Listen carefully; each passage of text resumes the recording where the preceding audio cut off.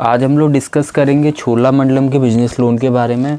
छोलामंडलम से अगर business loan की रिक्वायरमेंट हो, एलिजिबिलिटी क्या क्या रहेगी, इंटरेस्ट रेट क्या क्या पे करना पड़ेगा और डॉक्यूमेंट की क्या रिक्वायरमेंट रहेगी। लास्ट में हम लोग डिस्कस करेंगे डीएसए कोड के बारे में। अगर छोलामंडलम से अगर आप एज ए डीएसए वर्क करना चाहते हो तो उसके लिए क्या क्या करना आपको। ठीक है, हम लोग स्टार्ट करते हैं। सबसे पहले डिस्कस करते हैं यूएसपी के बारे में।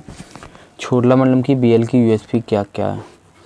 पहले ये है कि ये मिनिमम 15 लाख के टर्नओवर में कर देते हैं। अगर आपका 6 मंथ में ट्रांजेक्शन अगर आपका 10 लाख 8 लाख रुपये के आसपास है तो छोलामंडलम कर देगा, अगर आपकी एपीबी बन रही है तो। नेक्स्ट इनकी जो ब्रांचेस है वो पैन इंडिया लेवल पर रहती है और जो भी ब्रांचेस होती है उस ब्रांच से 50 किलोमीटर की जियो लिमिट ही एक्सेप्ट करते हैं। ठीक है। और थर्ड, ये इनको 3 ईयर के बिजनेस विंटेज की रिक्वायरमेंट रहती है। अगर 3 ईयर में 1 डे भी कम होगा ना तो ये लोग एक्सेप्ट नहीं करेंगे। इनको मिनिमम 3 ईयर्स के बिजनेस विंटेज की रिक्वायरमेंट रहेगी। ठीक है। करंट अकाउंट मस्ट है। करंट अकाउंट आपके पास होना चाहिए अगर आप यहाँ पे अप्लाई कर रहे हो। आप सेविंग अकाउंट को एज अ सपोर्टिंग अकाउंट में लगा सकते हो, ओडी को सीसी को आप सपोर्टिंग अकाउंट में लगा सकते हो, बट करंट अकाउंट मस्ट है। सेविंग अकाउंट अगर ये लेते हैं बट उसकी कंडीशन रहती है, वो कंडीशन ये है कि कस्टमर एग्जिस्टिंग कस्टमर होना चाहिए छोलामंडलम का व्हीकल फाइनेंस का। अगर वो व्हीकल फाइनेंस का एग्जिस्टिंग कस्टमर, उस केस में सेविंग अकाउंट ले सकते हैं। वो भी डिपेंड करेगा ब्रांच टू ब्रांच, मतलब कंफर्म नहीं सारी ब्रांचें लेंगी। हो सकता है कोई जैसे गुजरात की ब्रांचें ले रही हैं, ठीक है, हो सकता है अदर लोकेशन की ब्रांच ना लें, तो इस चीज़ को आप याद रखिएगा। ठीक है। नेक्स्ट हम लोग एलिजिबिलिटी के बारे में बात करते हैं। सिविल रिक्वायरमेंट 700 प्लस रहता है। -1 को ये नहीं कर रहे हैं बट किसी ब्रांच में ले लेते हैं, बट और वैसे -1 ये किसी ब्रांच में नहीं कर रहे हैं और कुछ ब्रांचें कर ले लेती हैं। लोन टेन्योर की बात करें तो अप टू 48 मंथ तक रहता है। लोन अमाउंट 1 लाख से 25 लाख रुपीज़ तक रहता है। एज 25 ईयर्स से 65 ईयर्स। बोथ रेंटेड अलाउ नहीं करते हैं। आपके शॉप या होम इन दोनों में से एक चीज़ ओन होनी चाहिए, बोथ रेंटेड नहीं करेंगे। अगर आपका कोई भी लोन चल रहा है तो लास्ट 6 मंथ में कोई भी EMI बाउंस नहीं होना चाहिए। बिजनेस स्टेबिलिटी की बात करते हैं, एटलीस्ट 3 ईयर का विंटेज होना चाहिए। सारी कंपनी एंटिटी एक्सेप्टेड करते हैं। 1% company, LLP, private limited company, partnership, proprietorship company, सारी कंपनी एक्सेप्टेड करते हैं। अब हम बात करेंगे इंटरेस्ट रेट के बारे में। तो इंटरेस्ट रेट में जो इनका ROI स्टार्टिंग रहता है वो 18 से 24 रहता है, रिड्यूसिंग।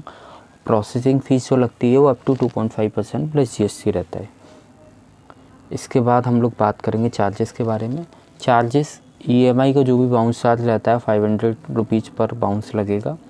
फॉरक्लोजर चार्ज में क्या रहता है कि आप कभी भी अगर फॉरक्लोज करवाते हो तो 2% चार्जेस लगेगा of outstanding principal amount plus applicable taxes जो भी GST जो भी है। ओवर ड्यू EMI चार्ज की बात करें 2% पर मंथ प्लस टैक्सेस लगता है यहाँ पे। हम लोग डॉक्यूमेंट की बात करते हैं तो प्रॉपर्टीशिप केसेस में PAN card, Aadhaar card, photo, business registration proof, bank statement last 6 month, office status proof. और यहाँ इसके बाद 3 ईयर के ITR ये ऑप्शनल रहते हैं। ITR की ऐसी कोई रिक्वायरमेंट नहीं है। अगर आप पार्टनरशिप फॉर्म करते हो, पार्टनरशिप में KYC ऑफ द पार्टनर, यहाँ पे पार्टनरशिप फॉर्म में एक यहाँ पे इन लोगों ने क्या किया हुआ है कि जो भी पार्टनर्स होंगे जिनके पास कंपनी का स्टेक ज़्यादा होगा उसको एक को एप्लीकेंट बनाते हैं, जिसके पास कंपनी का स्टेक कम है उसको एप्लीकेंट बनाते हैं। ये मतलब बाकी जगह नहीं होता बट छोला यहाँ पे ये करता है कि जिसके पास ज़्यादा मतलब स्टेक है कंपनी का उसको को एप्लीकेंट बनाएंगे और जिसके पास स्टेक कम है उसको एप्लीकेंट बनाते हैं। पार्टनरशिप कंपनी में इस तरह से वर्क करते हैं और मेन जो एप्लीकेंट होता है उसी के सारे डॉक्यूमेंट लगते हैं, बाकी पार्टनर का आधार कार्ड और पैन कार्ड लगते हैं। ये पार्टनरशिप होता है। यही प्राइवेट लिमिटेड कंपनी में भी सेम यही वो करते हैं ये। ठीक है।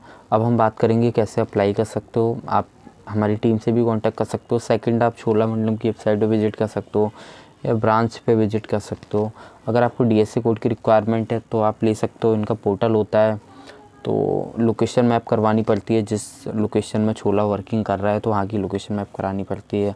अभी इस टाइम पे हम लोग पास यूपी का और यूपी, दिल्ली और चंडीगढ़ का है, पंजाब का है।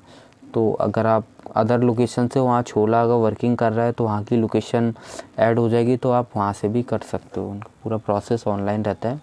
और ठीक है, अगर आप हमसे कांटेक्ट करना सकते हो, वेबसाइट विजिट कर सकते हो या फिर